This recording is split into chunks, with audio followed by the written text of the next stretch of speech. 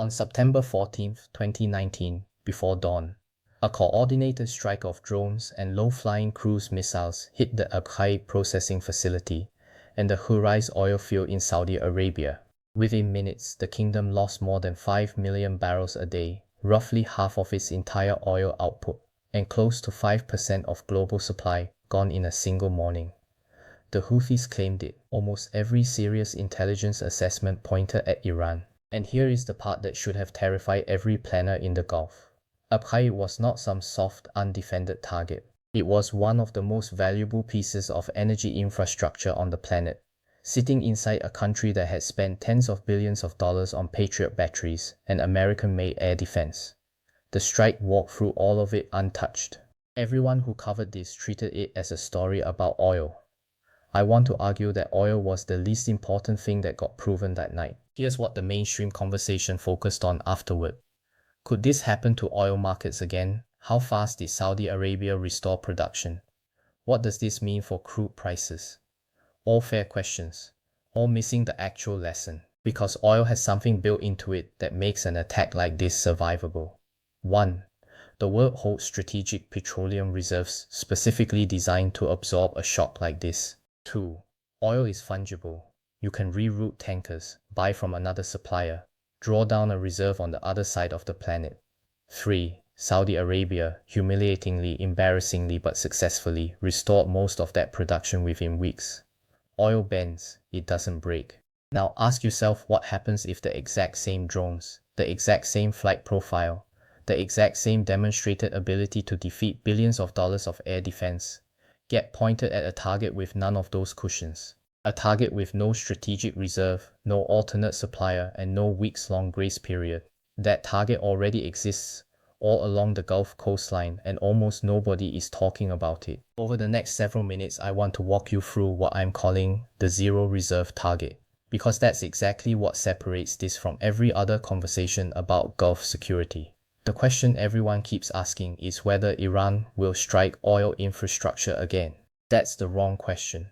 The right question is what happens the day someone points that same proven capability at desalination. Before we get to the numbers, I want to point out something that should be obvious but almost never comes up in modern strategic conversations. Cutting off an enemy's water is not a new idea. It is one of the oldest tactics in the history of organized warfare. Ancient Assyrian and Roman armies besieging a city didn't need to breach the walls. They cut the aqueduct and waited. The defenders' will to resist collapsed on a timeline measured in days, not months. Because a human body fails without water far faster than an economy fails without oil. What's strange is that somewhere in the last century, as warfare industrialized around oil, tanks, and air power, this oldest and most effective form of leverage quietly fell out of the modern strategic conversation entirely. Everyone game planned around energy security. Almost nobody kept wargaming, the one resource that every single siege in recorded history actually targeted first. The Gulf didn't eliminate that vulnerability by industrializing. It just replaced a river and a well with a handful of coastal desalination plants. And in doing so, it may have made the oldest weapon in siege warfare easier to use than it has ever been. Let's start with how dependent the Gulf actually is on desalinated seawater, because most people outside the region have no idea how extreme this is. Saudi Arabia draws the majority of its municipal water from desalination.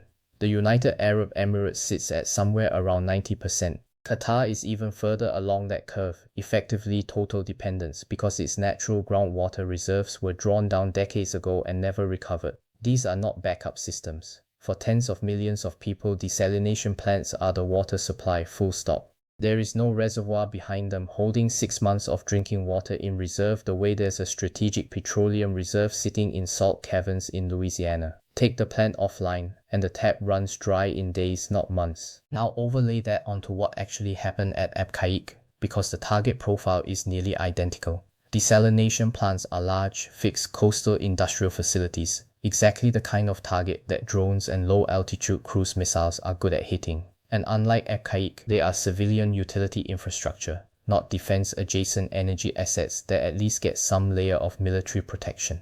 If a strike could punch through Patriot coverage protecting one of the most strategically important oil facilities on Earth, there is no credible argument that a municipal water plant, sitting on an open coastline with essentially zero air defense of its own, represents a harder target. It's the opposite.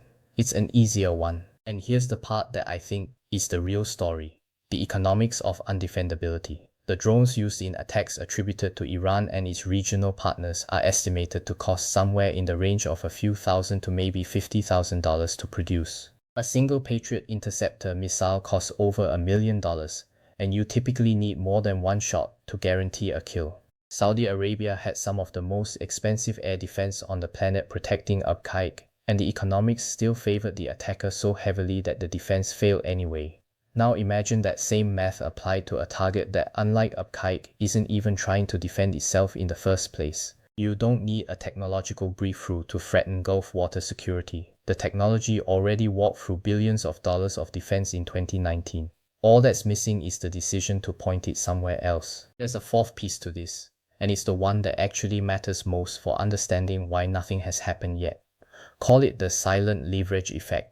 Iran does not need to ever strike a desalination plant for this to function as leverage. The demonstrated capability alone, sitting there, proven undeniable, already shapes how Gulf states behave. Every diplomatic hedge, every quiet back channel, every moment where a Gulf capital chooses de-escalation over confrontation with Tehran has to be read against the backdrop of a threat that doesn't need to be executed to be effective. A gun doesn't have to be fired to change what happens in the room.